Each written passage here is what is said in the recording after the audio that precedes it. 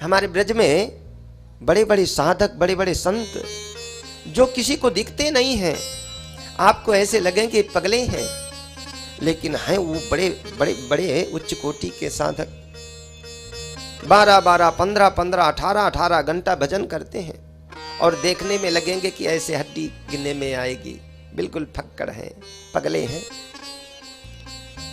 हमारे गुरुजी एक अपना अपना अपना स्मरण बताते थे। बोले कि हम लोग जब छोटे थे ना, 25-30 साल के, अब गुरुजी संस्कृत विद्यालय में पढ़ाते बेचारे।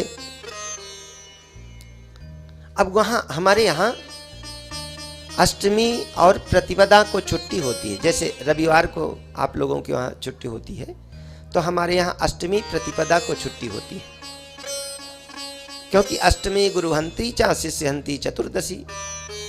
अष्टमी को पाठ करने से, पढ़ने से गुरु की विद्या की हानि होती है। अगर गुरु पढ़ाएगा तो उसकी विद्या की हानि होगी।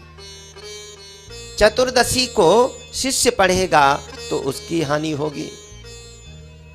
अमावस्या को दोनों की हानि होगी।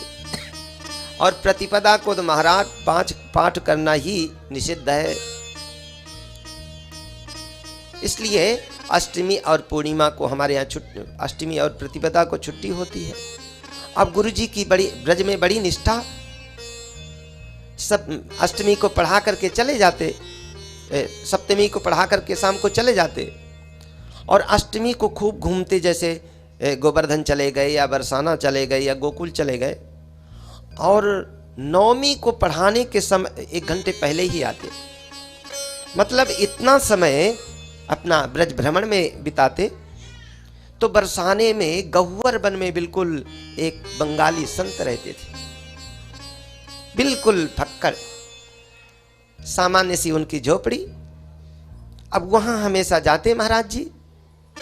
एक बार 5-6 महीने के बाद जब गए तो इनका जाना हुआ कि वो जो महात्मा जी थे वो कुंडी बंद करके अपना स्नान, किसी सरोवर में स्नान करने जा रहे थे। अच्छा बेटा तुम आ गए, ये चाबी ले अंदर बैठो, 1-2 घंटे में हम आ रहे हैं। और गुरु जी ज्यों ही अंदर प्रवेश किए, वहां तो लंबा लंबा जाला और खूब कचड़ा पड़ा था। सोचने लगे बाबा है, दिन भर खाली रहता है, झाड़ू भी नहीं लगाता, चलो कोई बात नहीं हम ही लगा देते हैं। अपना कपड़ा वपड़ा उतारा और साफ सफाई करने लगे। उन्होंने किनारे एक खूंटी में टंगी हुई एक थैली को देखा। उसमें देखा तो 50 सूखी रोटी। ऐसी रोटी है महाराज, पत्थर मारो तो पत्थर भले ही टूट जाए, रोटियों का कुछ होने वाला नहीं। सोचे बाबा हैं, महात्मा हैं, वृद्ध हैं, भूल गए होंगे। सो वो पूरी की पूरी रोटी, 50 रोटी थी, उसमें गऊ को डाल दिया। महात्मा जी आए, नहा वहा करके बोले बेटा तुमने बिल्कुल सफाई कर दिया, हमको तो टाइम ही नहीं मिलता है। महाराज जी सोचते हैं कि देखो कोई कामकाज तो है नहीं, टाइम जाता है, कहाँ जाता है, झूठ बताते हैं। अब देखते देखते महाराज जो ही खूंटे पर निगाह गई, बेटा ये थैला कहाँ गया यहाँ से, पर थैला में था क्या? बोले कि उसमें तो रोटियां। पर बाबा रोटी तो किसी काम की नहीं, पत्थर मारो पत्थर भले ही टूट जाए, रोटियों का कुछ होने वाला नहीं। बोले तुम नहीं जानते, वही तो मेरा भोजन था।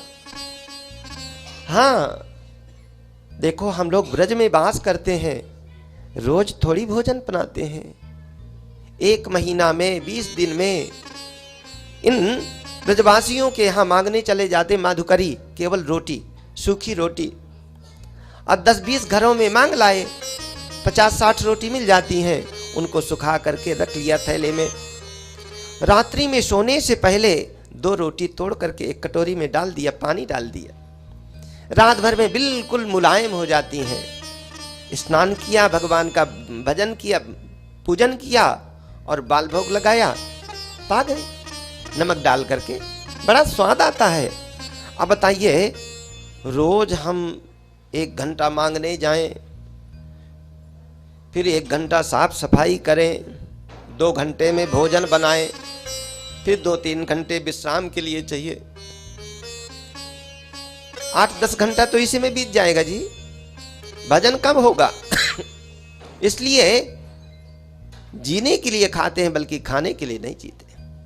और जीते भी इसलिए कि कम से कम भगवान का भजन तो होगा। तब गुरुजी बिल्कुल चरणों में गिर पड़े, बोले बाबा बहुत महान जीवन है आपका, क्योंकि तृणादपि सुनीचेन तरोरपि सहिष्णुना अमानिना मानदेना कीर्तनीयस्य मे हरि। अपने को जो संत है, अपने को तिनके से भी ज्यादा हल्का समझने लगता है।